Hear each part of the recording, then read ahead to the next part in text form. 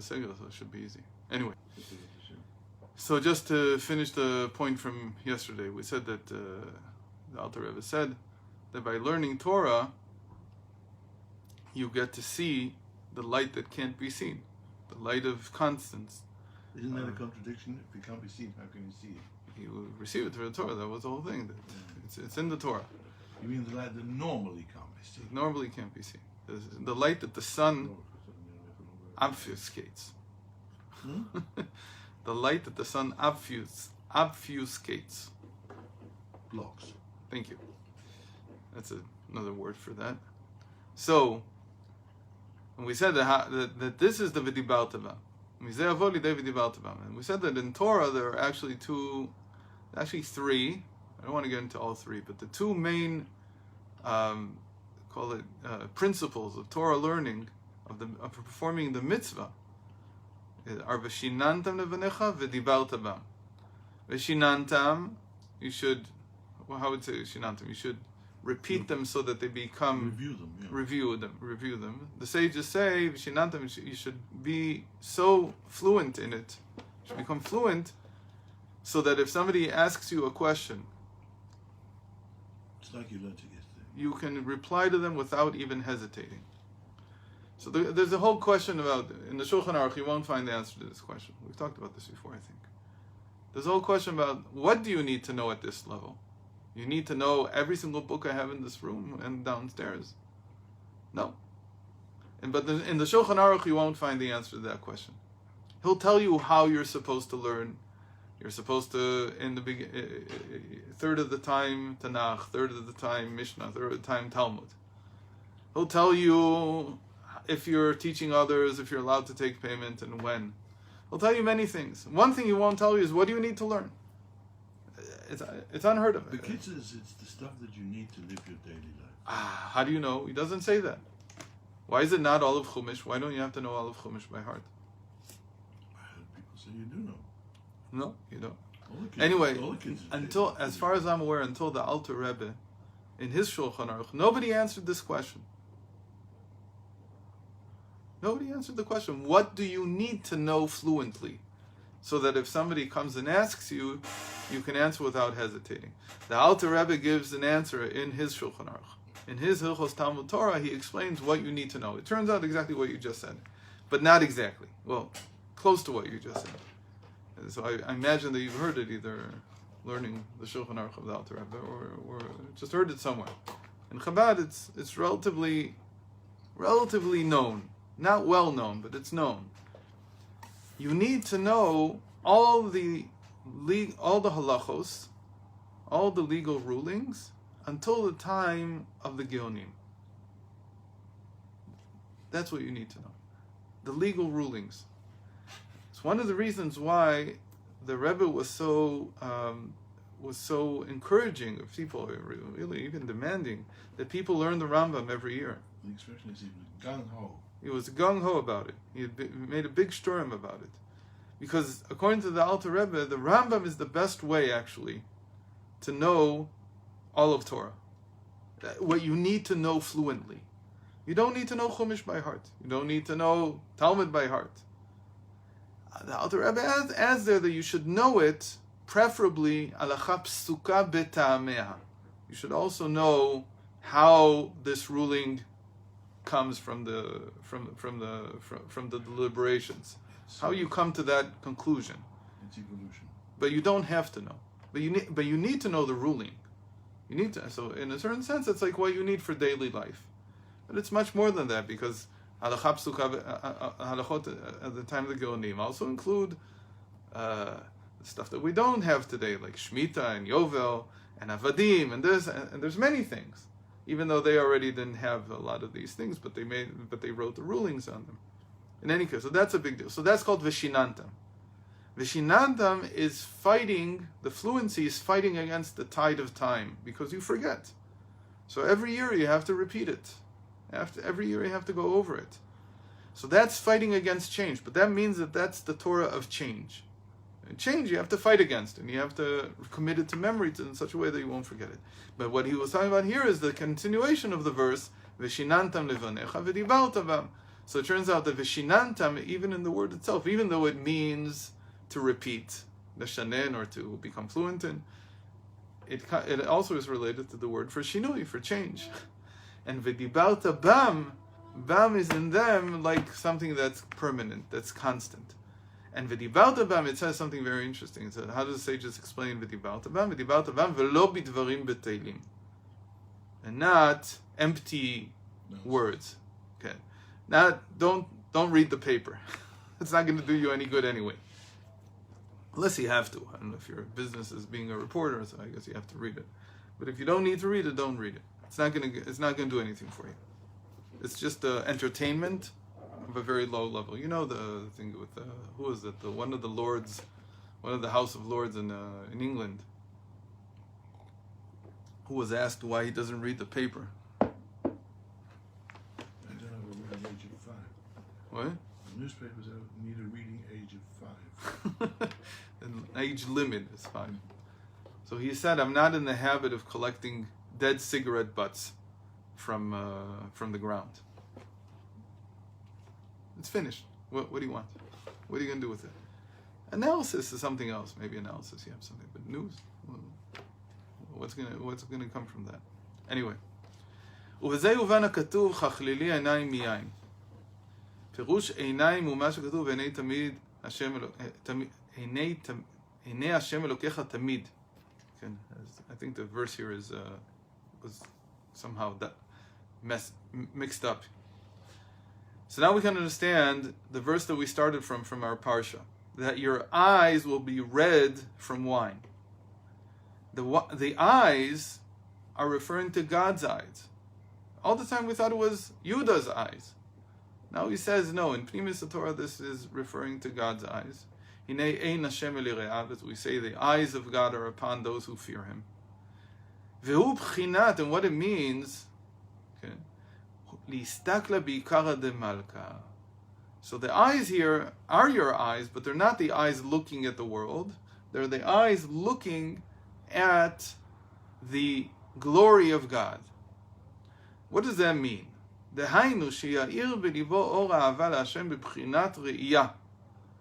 So it means connecting to divine love or loving the divine through eyesight. And through eyesight, that's called pleasurable love. We haven't really encountered this yet, because until now we've had ahavat olam and ahava rabba, worldly love, and great love, which was the love of the divine soul. And now he has a third term, which he also discusses in the Tanya, which is called ahava b'tanugim. Pleasure, love in pleasure. And really what it means is that it's beyond the world altogether. It's not even in our world. It's higher even than the love from the divine soul or the worldly love that comes from the animal soul. Now, how do you see that? You don't see that it's over and above what you can see. Okay, so what does it mean by Tanugim? Tanugim really means that it's if you're in the world to come. Like that the world to come is the time of receiving the sachar, the pleasure. So it's like a person, so let's explain it in the terms he said so far. He connected ahava rabba, the great love that comes from the divine soul, to will. And he said that when you have great love, this is what we learned yesterday, then it's like you're seeing the will that creates the worlds all the time. But the will is only the lower part of the crown. So even though ahava rabba was already beyond what you can see, it's what you cannot see, or what can normally not be seen. Now this pleasurable love is the higher part of the crown, which is called ta'anug, which is oneg. So ahava rabba, and sometimes it's even called ahava rabba ta'anugim. Sometimes he even calls it, sometimes he says, he connects them, and he says because it's part of the crown, it's ahava rabba. It's great love because it comes from the crown. It's not from the conscious faculties of the soul.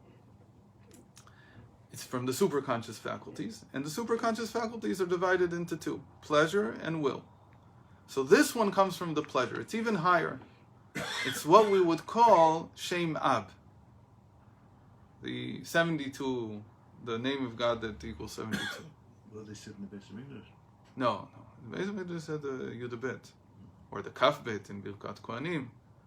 No, the 72 just means it's the Milui. Yud Vav Daled, Hey Yud, Vav, Hey Yud. That equals 72.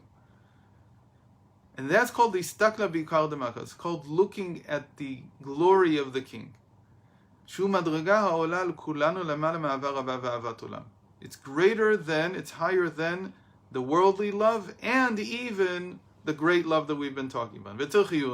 Now the Tzemach Tzedek, I guess, or maybe the Middle Rebbe writes here a question.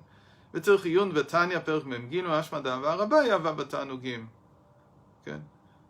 In chapter 43 of the Tanya, it sounds like the great love and love, pleasurable love, are the same thing. So he says here, no. We have to say, there are two types of avar rabba, as we just said, and it makes sense because there are two parts of the crown. Okay. האחד, האהבה נזכר בתניא פרק י"ט, שבא לידי גילוי שאינה בבחינת גילוי התענוג, וגדולה ממני אהבה רבה בתענוגים. Okay. So the question is whether the great love is also revealing the pleasure, meaning is it also revealing the world to come in a person's love? When a person is loving God this way, he could have just will, or he could also be revealing the higher part of the crown, the top part, the top half, which is already revealing the pleasure. In a certain sense, why is it called the crown? Because the crown makes the king, right?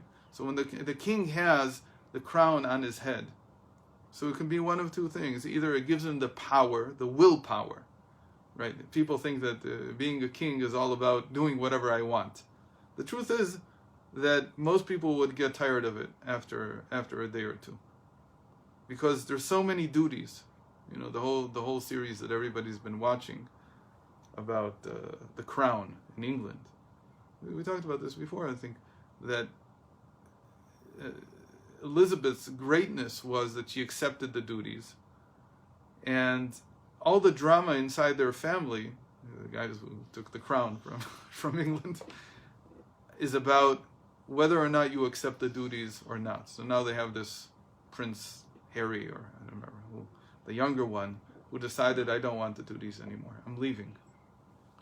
Because really it gives you power, but it also gives you the will, because you don't have enough will from yourself. The crown is supposed to give you the will to do what's needed for the country. That's one level, and that's very difficult. But what do people see when they see the crown? They don't see the duty, they don't see the will. What they see is the pleasure. See the diamonds on Okay, they see the diamonds on top. They don't see that the real thing is that it's encasing your head. It's really, why do you put it on the head, not on your shoulder? And why is the crown on the head? Because it's going to limit your freedom. It gives you will, but the will to serve the people. That's really what it is. Of course, there were despots and people who tried to abuse it, but they were killed very quickly. Usually they couldn't get away with it. So really, what it's doing is it's encasing your head. It's limiting it. And Nechon, they put jewels on it to tell you that in the end there's pleasure from it. Meaning, they didn't mean that you'll get pleasure from the jewels here. Maybe you will, maybe you won't. What they really meant was that since you're doing God's duty, God will reward you. And the jewels are like a way of saying, here's a semblance of the world to come. And that's the pleasure in it. So what he's saying here is that when you, as even a simple Jew, you have this love of God that comes from the divine soul. So the first level is will. It gives you all the strength in the world to do what Hashem wants you to do. But there are those who reach a level of love that's so great that they also taste from the reward that will come in the world to come. And those are the jewels on the crown. That's the top half of the crown. וכעניין שכתוב ועינייך יונים, כמו זוג יונים שמסתכלים תמיד זה על זה ומתענגים. And here it means that just as you're looking at God, God is looking back at you. That's why he said it, it's also God's eyes. חכלילי עיניים. Not just one eye, but two eyes. What are the two eyes? He says it's two pairs of eyes. You looking at God and God looking at you like a pair of doves who are in love. What's that? That the Rizal says very clearly that the crown is, the top half is the part of the creator that became a creation. And the bottom half, the whole crown is the creator who became a creation. So the top half is like Hashem, and the bottom half is the creation. It also makes sense because in a certain sense, our image of godliness, again, because we're limited, still this is all limited into our reality, into our perspective. From our perspective, godliness can be summed up in some way as the pleasure of the world to come. Okay? In some sense, that's what the sages mean when they say that the prophets did not see into the world to come. What does it mean? Because the prophets only tell you what Hashem demands of you in this world, and all the rewards that they talked about were the rewards in this world. They never mentioned, because they couldn't see, because they weren't allowed to say, I don't know, but they never mentioned anything from the world to come. Okay? That's what it means, Ain lo ra'ata zulatcha Elokim. That all the prophets saw is only how Hashem appears in this world. But they couldn't describe God as he appears in the world to come. Yaakov said he wanted to tell you what's going to be in the end of days. The end of days could still be in this world. Does it have to be? Could be. כך יהיה קשר אהבה בדבקות נפלא ועצום עד שיהיו עיניו וליבו כל הימים רק להסתכלה בעיקרא דמלכא. So, when a person reaches this type of pleasurable love, his whole life, all his days, are dedicated to looking at the glory of God, which really means taking pleasure in godliness itself. Even that's beyond the will. כמו שכתוב בזוהר, it says in the Zohar, הפסוק הסבי עינייך, דמוקדין לבשלהובין דרחימותה. I don't know what it says in the Zohar, so I'm not going to even try to explain it.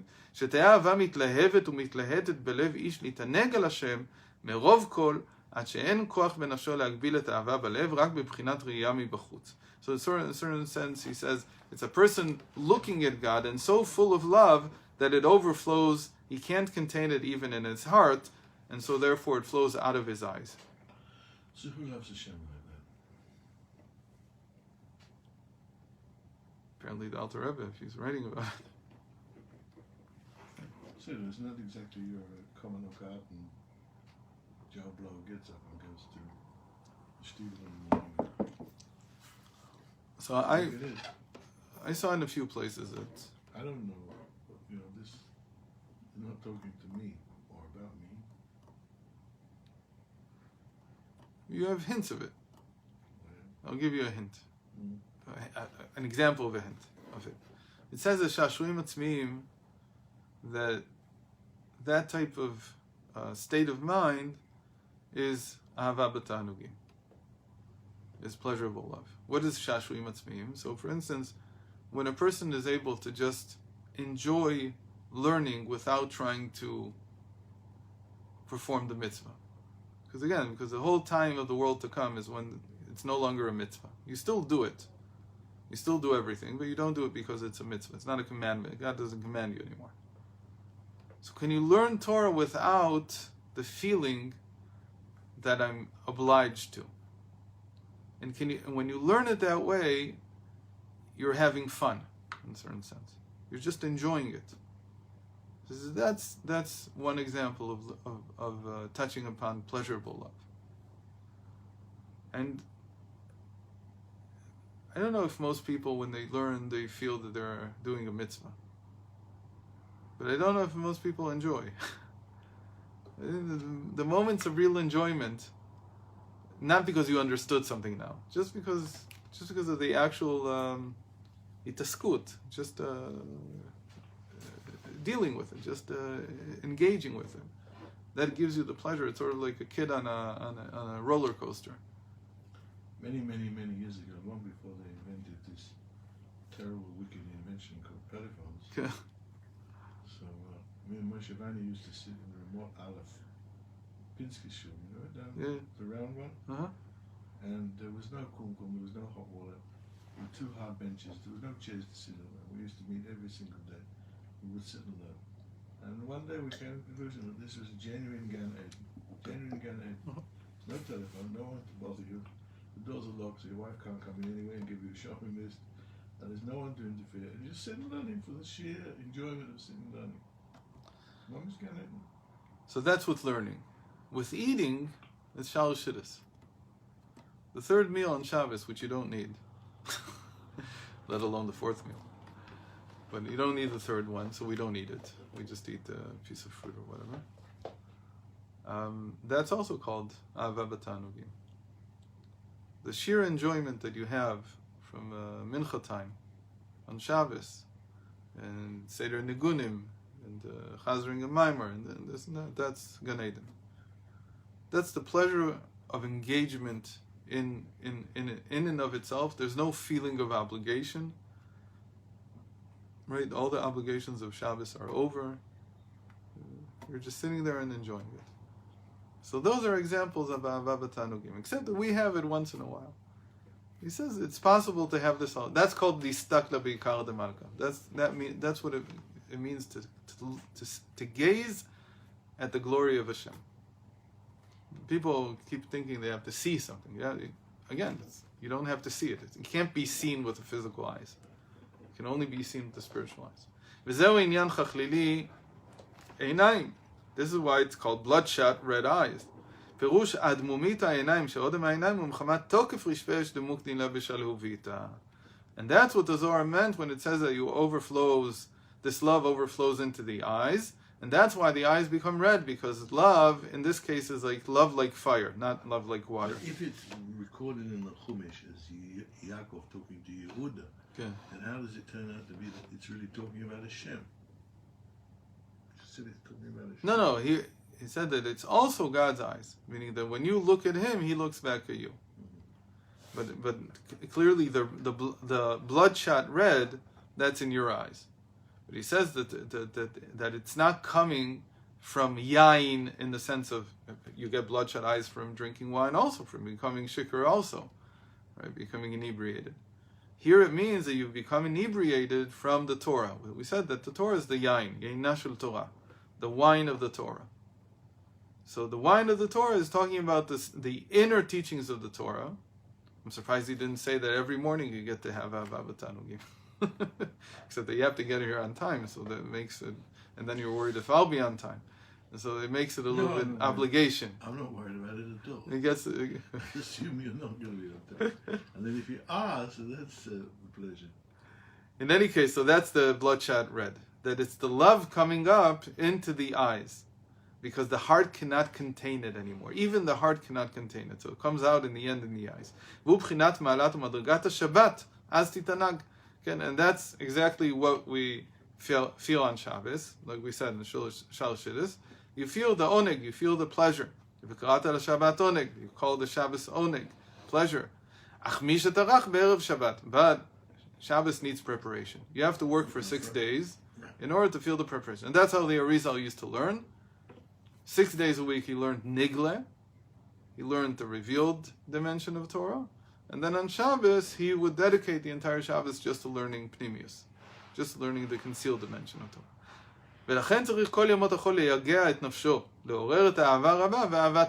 And in divine service it means that all week long we have to engage in worldly love and great love.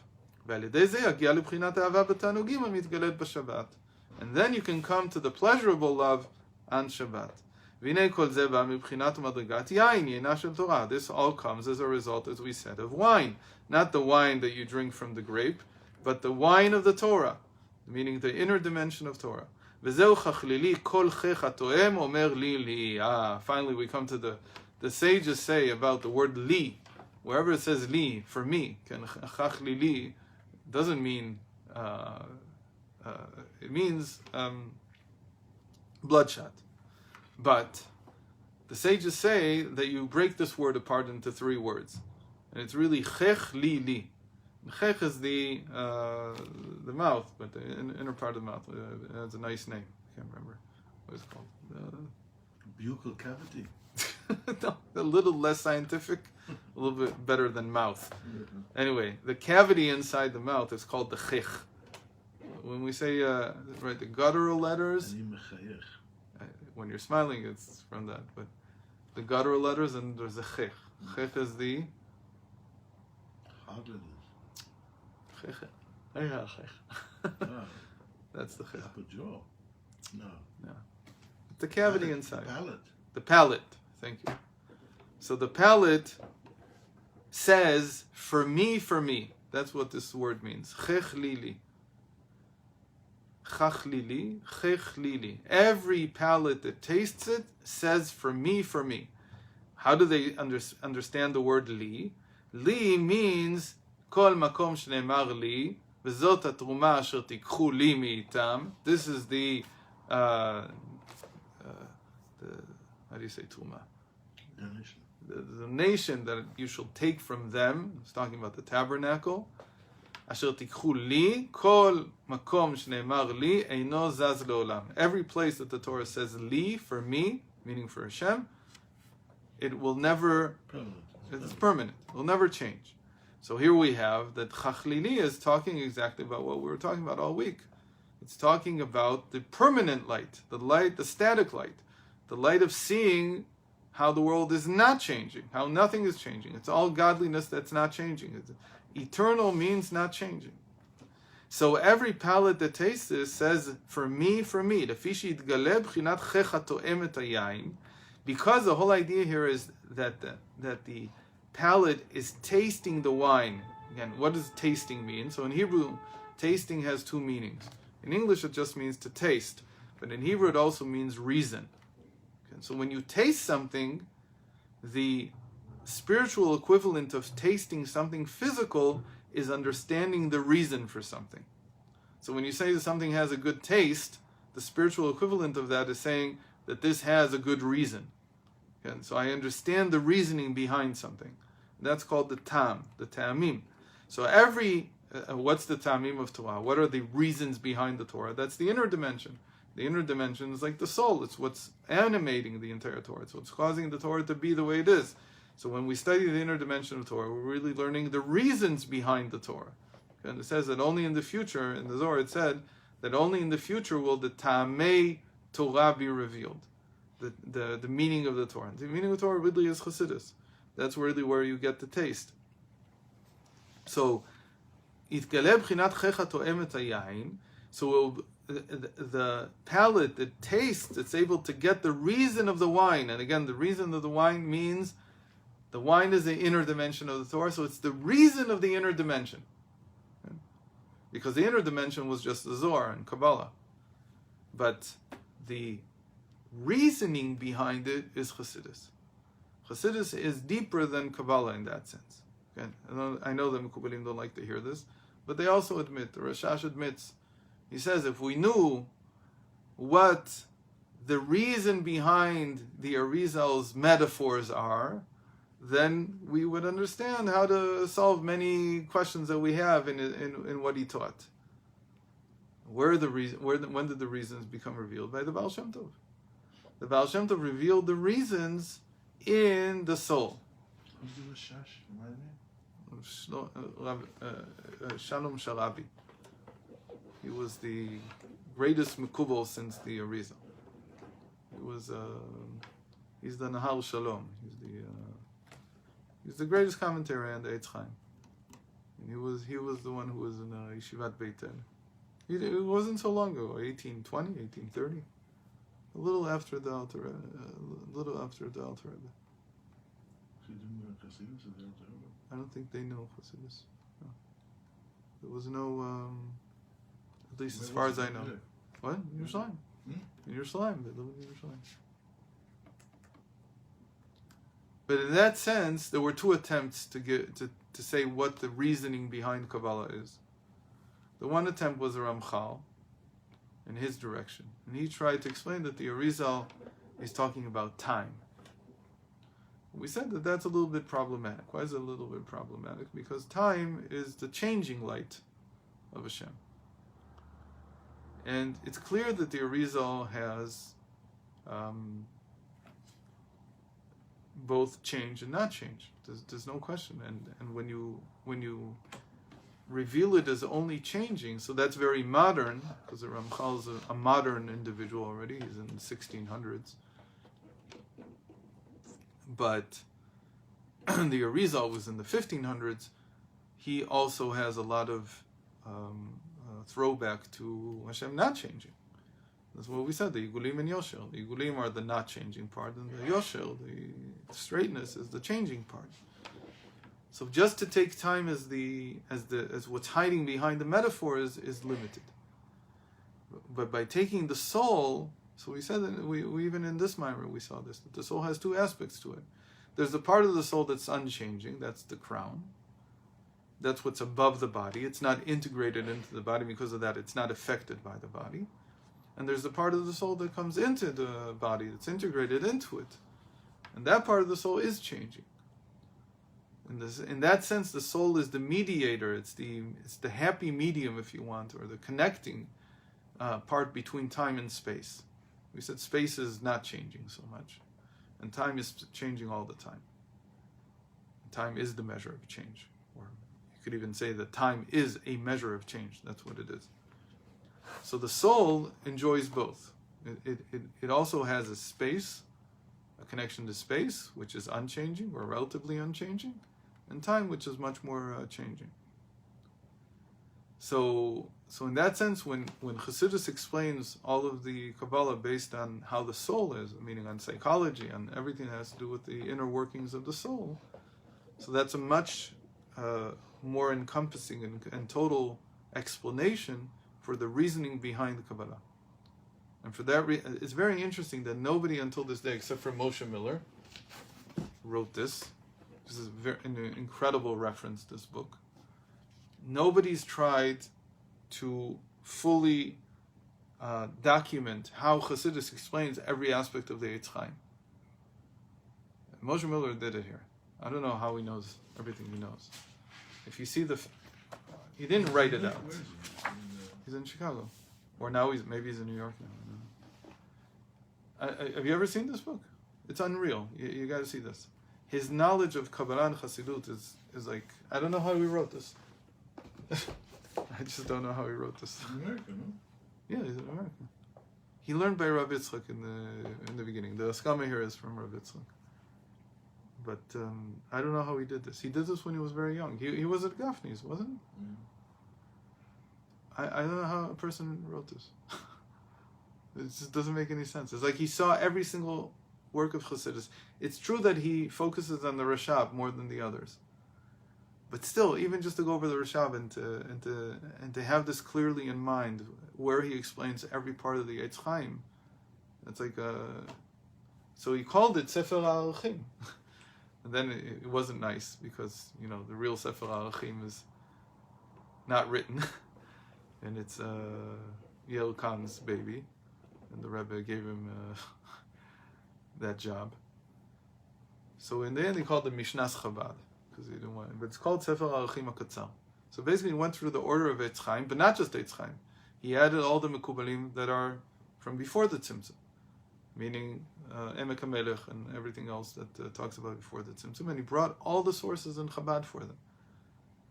And what's waiting to happen is that somebody would actually write a book that would document all of Kabbalah with the reasoning of Chassidus, why things are the way they are in the Arizal's Mashal. Because everything that the Arizal says was based on something. We just don't know what he based it on. It looks like he just pulled it out of thin air, but he didn't. He had something in mind. He just didn't have time to reveal his method. But in that sense, Chassidus reveals the method. The method is really looking into yourself, a tzaddik looking into himself, and seeing how the soul functions. And seeing that is what the Torah is talking about. The Torah is Chaim. Anyway. So let's just finish this paragraph.